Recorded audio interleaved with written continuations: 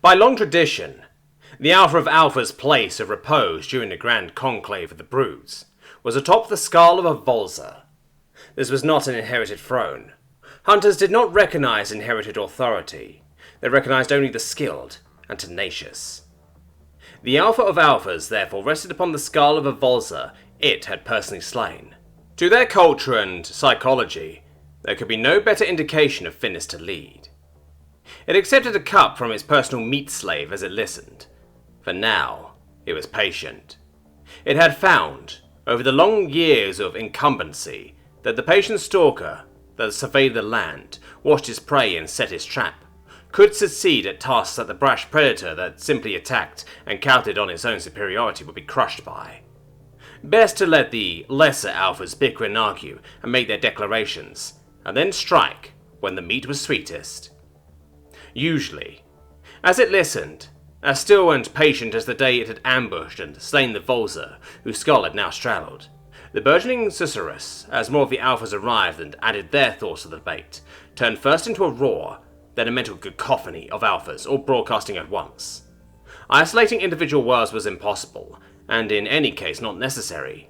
Each thought was accompanied by a set of emotional tags, qualifying sentiments to convey the full emotional weight of what its articulator had meant, rather than merely what it had said. The result was a blizzard of emotion, swelling around the trophy-hung conclave chamber, its intensity swelling with each pass. 10 brood transports, 1,000 hunters, all sent to kill a single human, all dead. The shock and dismay was palpable. The Alpha of Alphas decided that the time had come to settle the Brood of Broods. It broadcast impatience, anger, command. Enough! The mental noise ceased. Lingering emotions hung on the air like brittle harmonics. It broadcast resolve, statement. These new things have stolen what is rightfully ours. They have stolen the fear of the herd. They have slain 5 broods of our finest hunters. Declaration, resignation. I name them predators. The first species we have known that is not prey. Barely suppressed shock rippled from the minds of the gathered alphas, but Alpha of Alphas noted the undercurrent, lack of surprise. It was gratifying to know that at least some of the gathered broods were led by hunters that could see the future pattern of things so acutely. It broadcast, statement, there can only be one predator. Only one of the senior and most respected alphas, leader of the Marrow brood, dared respond to that. It broadcast, agreement, frustration query. The Alpha of Alphas has the truth of it, yet it has not offered an explanation for how the barrier around their world may be bypassed. The humans are beyond our grasp. Must our vengeance wait until that obstacle is destroyed? The Alpha of Alphas acknowledged the point with a gracious tilt of its head, away from the Marrow, a gesture of respect. It broadcast, rebuttal. The herd erected that barrier. The herd will be coerced into lowering it. Several others broadcast at once. Query, how? The Alpha of Alphas did not answer them immediately.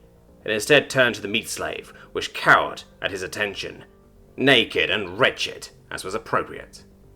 It was pleasing to the hunter's sense of morality, and to their unique sense of poetry that a meat slave should be young and female. As such, young females only just entering their breeding age were prized meat slaves, reserved as tokens of prestige for only the most powerful alphas. To devour the prey was right. To symbolically devour the future of the prey was righteous. It was a gesture of supremacy, an enactment of the reality that the predators held the true power. It was also a test of wisdom. To glut on and waste the future of the herd might be to deprive the future of the hunters in turn. The Alpha of Alphas extended a claw, and hooked the slave gently under her jawbone, dragging her forward by the delicate exposed tissues of the throat. She was a fur face, scarcely a morsel to a hunter of the Alpha of Alpha's size, but the newness and novelty of their species, and thus their rareness among the meat stock, only served to enhance her value. The Alpha of Alphas vocalized, speaking in sound waves, for the benefit of the quivering being which did not have the broodmind's implants. It said, "You have served well, meat." The word meat rippled backwards along its jaw as a wave of cruel teeth, and the slave shook on the point of his claw. "I grant you a boon. What would you request of me?" The slave closed her eyes and squeaked her reply, in the proper, respectful form. "If it may please the Master of Masters, I humbly request that my death be painless." It dragged her closer, and she rose on to the very tips of her little paws, standing as tall as her species could, to resist the talon that threatened to open her flesh. "Your boon is denied, little one," the Alpha of Alphas told her, and relished her sob, relished its power over her. "I grant you what you truly crave, your freedom." The slave practically fell over then and there, but remained upright, still teetering, to avoid the cruel point that was dimpling the flesh of her throat. Freedom, Master of Masters." He was pleased to see that the light of hope in her eyes was dim. This prey knew not to rejoice until the meat was in the maw, at least. It released her, and she collapsed, grovelling before it. "You will be granted a trophy, a ship of the herd species. You will fly it back to the territory of the herd, and you will thank me for your life by delivering a message," it declared. The slave contrived to bow even lower than she already was, striving to dig into the solid stone of the conclave chamber. "Command me, Master of Masters." The Alpha of Alphas checked that it had the rapt attention of its subordinates, and broadcast its next words with the full force of command and proclamation that it could project.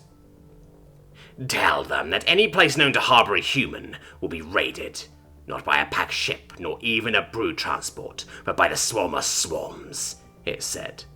"Tell them that any such place will be destroyed, any prey that lived there devoured. If it is a world, it will be poisoned. If it is an orbit, it will be seeded with mines.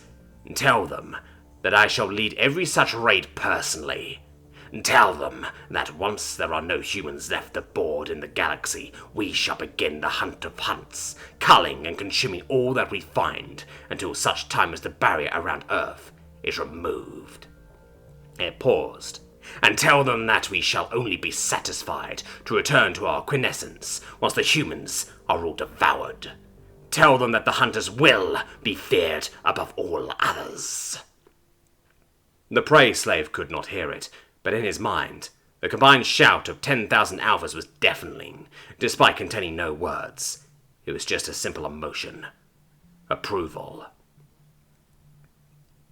Poker continued to give Kirk problems. Memorizing the values and suits of the cards had been trivial. Memorizing those combinations which were valid for poker and the hierarchy of value, simple. Memorizing the bidding rules, easy. Learning to read the possible combinations that every player at the table might potentially have held had been something of a challenge, but he had mastered it. Doing all of that and trying to make snap decisions about the relative value of his own hand compared to every other player's, while simultaneously attempting to both mislead them and avoid being misled by them, was where things descended into the downright hard. His sole advantage was that he had a cybernetic translator assisting him in reading their emotions and body language, while his own remained impenetrable and alien to the humans. Or so he hoped.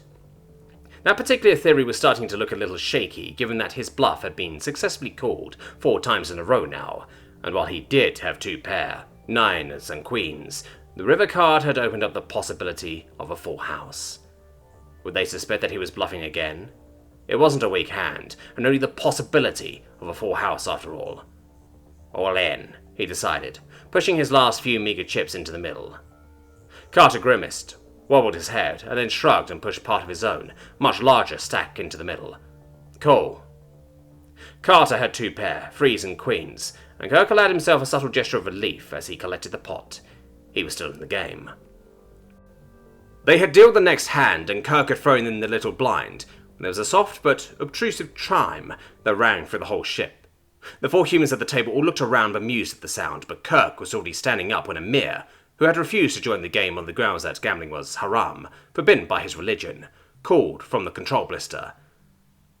Kirk." The rising, querying note in his voice was one that Kirk knew from long movie nights, indicated alarm, warning, and an urgent need to draw his attention to something. He was quite impressed with himself that he even managed to beat the other humans to the front of the ship. "What is that?" asked Jax, referring to the device that Kirk was examining. In terms of display, it was the most aggressively low-tech on the ship. No volumetric projection, no tactile gesture interface, Just buttons and a simple, hardy text box designed to weather anything up to and including the destruction of the ship itself. "The Dominion Emergency Notification System," Kirk told him. "Every Dominion ship has one." Inside the device, a handful of helium ions had ceased to be entangled with another handful, stored at the network's central repository. Centuries of experimentation had finally found a loophole in the principle that quantum entanglement could not carry information, namely that it was possible to tell whether or not a particle was in an entangled state, and by breaking that entanglement send a single bit of data. The process of creating such entangled pairs in useful quantities was hideously expensive, and so the system was used only to send terse and urgent messages that needed to be known immediately by every Dominion ship everywhere, no matter where it might be or what it might be doing. This particular message read, "Ultimatum from Hunters. Demand all humans be turned over, else, quote, swarm of swarms, end quote, will raid known human locations. All ships, stations carrying human passengers advised, jettison immediately. Notification ends." There was a long, shocked silence, broken finally by Maria. She spoke quietly, and her voice was choked with emotion, but the one that dripped from it like deadly acid was contempt. "Those cowardly sons of bitches!"